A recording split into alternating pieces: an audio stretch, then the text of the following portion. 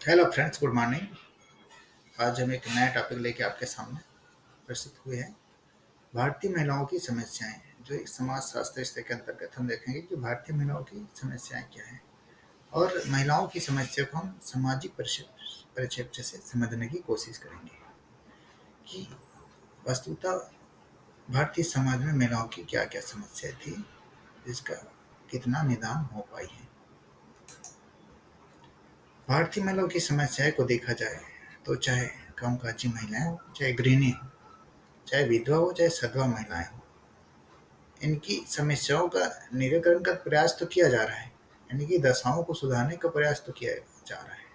परंतु हम ये पूर्ण रूप से नहीं कह सकते कि आज स्वतंत्रता प्राप्ति विभिन्न के बाद या विभिन्न अधिनियम बनने के बाद भी पूर्ण रूप से इनकी समस्याओं का निराकरण नहीं हो पाई है।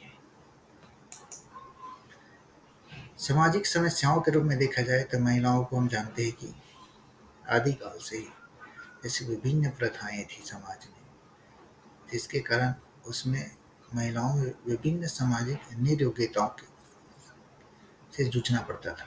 सबसे पहले देखा जाए तो सती प्रथा हो गई। पुरुषत्व प्रधान समाज, ठीक है, हम सब करते हैं, हम जानते हैं, है ना। पुरुषों की अधीनता में समताएं चलती थी। जीवन उपार्जन के लिए, ठीक है, उनकी आजीविका के लिए कार्य संबंधित समस्याएं हैं, ठीक है, असहाय होने की समस्याएं, वेश्यावृत्ति, अपहरण, अनैतिक व्यापार, बलात्कार जैसी समस्याओं से आज भी महिलाएं जूझ रही हैं। ये उनकी सामाजिक समस्याएं हैं। अब हम देखेंगे कि आर्थिक रूप से उनकी क्या क्या समस्याएं हैं। हमको मालूम है कि महिलाओं को के लिए कार्य क्षेत्र सीमित थी पहले, ठीक है, पुरुषों के बराबर उसको वेतन नहीं दिया जाता था। कार्य करने की घंटे हो, अवधि हो, चाहे वेतन हो, क्षतिपूर्ति हो, बोनस हो, इन सारी चीजों में क्या थी, अंतर थी। पुरुषों को अलग से वेतन दिया जाता था, महिलाओं के लिए वेतन का वितरण अलग था। तो इस तरह से इसमें क्या किया जाता था, इनइक्वलिटी थी। परंतु आज हम विभिन्न अधिनियमों के माध्यम से इनकी इन समस्याओं को, ठीक है, लैंगिक जो भेदभाव है उनको दूर करने का प्रयास किया जा रहा है। फिर भी कहीं कहीं यह समस्या आज भी देखने को मिलता है। पारिवारिक समस्या के रूप में देखे जाए तो हम जानते हैं कि परिवार के बीच में रह के एक संयुक्त परिवार के रूप में परंपरागत जो समाज था, उसमें जो महिलाएं एक संयुक्त परिवार में रहती थी। तो ये जो संयुक्त परिवार की कुछ कंडीशंस थी कि उसके व्यक्तित्व विकास के लिए बाधक थी। महिलाओं को सदैव जो परिवार का जो कर्ता होते थे, जो प्रमुख होते, उसके अधीनता ही कार्य करना पड़ता था और पुरुषों के दासी के रूप में कार्य करती थी, करती रही है, एक तरीके से हम कह सकते हैं।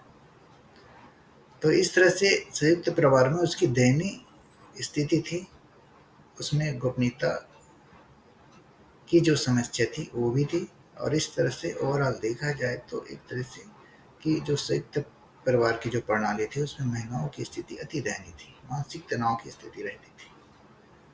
मेरा कदापि यह कहना नहीं है कि संयुक्त परिवार में महिला सबसे ज़्यादा पीड़ित थी, परंतु कुछ घटक ऐसे थे कि जिसमें संयुक्त परिवार के जो कंसेप्ट था या संयुक्त परिवार थी, वहाँ पे महिलाओं की दशा अत्यंत दयनीय थी। शैक्षणिक रूप से बहुत पिछड़े हुए थे। हम देखते हैं कि स्मृति काल से लेकर अभी तक वर्तमान आधुनिक काल तक देखा जाए, विभिन्न अधिनियमों में देखा जाए तो इसके लिए कुछ विशेष प्रोविजंस नहीं किए गए थे, शिक्षा से पूर्णतः वंचित रखा गया था। बट हम आज देखते हैं कि विभिन्न, चाहे शहरी हो चाहे ग्रामीण इलाकों में, सभी समुदाय में महिलाएं बराबर पढ़ रहे हैं। विभिन्न स्कूलों के माध्यम से, विभिन्न विश्वविद्यालयों के माध्यम से आज महिलाएं शिक्षित हो रही हैं और आत्मनिर्भर बन रही हैं। स्वास्थ्य संबंधित समस्याएं हम देखा जाए तो परंपरागत रूप से महिलाओं में पारिवारिक कार्य के लिए बाध्य होती थी। इसी तरह पारिवारिक कार्य के लिए बाध्य होने का सीधा अर्थ है कि वो शारीरिक रूप से श्रम करते थे और जिस तरह से वो कार्य करते थे उस तरह से उसको प्रोत्साहन नहीं दिया मिलती थी।